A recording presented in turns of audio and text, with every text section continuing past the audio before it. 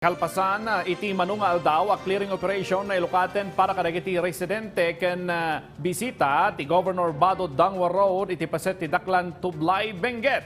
Maibalbalag ti iti publiko ti panaganad da kabayatan ti panagdalias at da iti nasawa kalsada.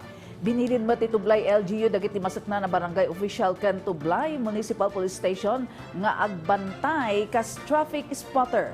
Ada detalye ni Jezreel Kate Lapisar. Gapo iti mano alawas a panagtudo na, nagrega iti pasat ti bantay ang nangapektar iti Bangho Daklan Tublay Benguet ang nagresulta ti pan nakasera ti pasat ti Governor Bado Dangwa Road. Dakkel ti epekto daytoy kadagiti residente.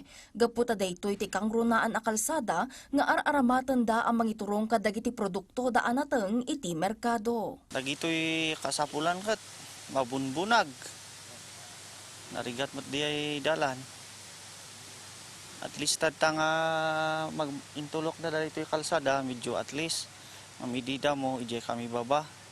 Karayan. Di production dito nga kakwakot, kailangan damot nga kakwakuma, diretso ti lugan. Siyempre, marigatan daman nga agi kwa ti production da. So nga kahit ako mga may lukat, Dagos anang ipatungpal ti Department of Public Works and Highways Cordillera iti clearing operation. Idilaeng kalman, temporaryo ana ilukat ti kalsada kalpasan ana ipasigurado ana talgad daytoyen a pagnaan dagiti motorista. Hindi pwedeng sabay-sabay ang paakyat or pababa. They will pass one at a time.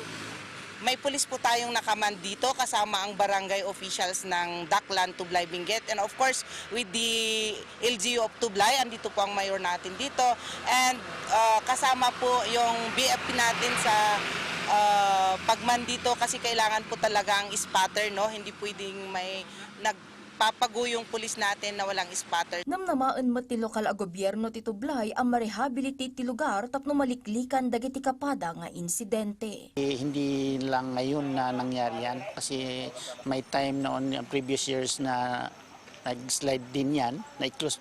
Pero ngayon medyo mas malaki kaya mas mahaba yung closure. Ang suggestion namin baka pwedeng i-shotcrete na lang.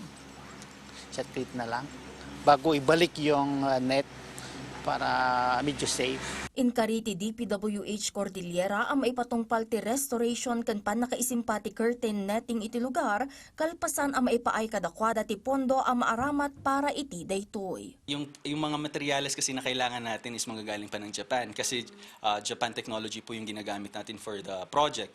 Kaya nakiko-coordinate po kami kung kayang i-fast track kasi kailangan pa pong i-manufacture dun sa kanilang planta sa Japan. Chine-check po nila if may availability ng mga required na materyales para mas ma-expedite po natin yung restoration works dito sa ating project site.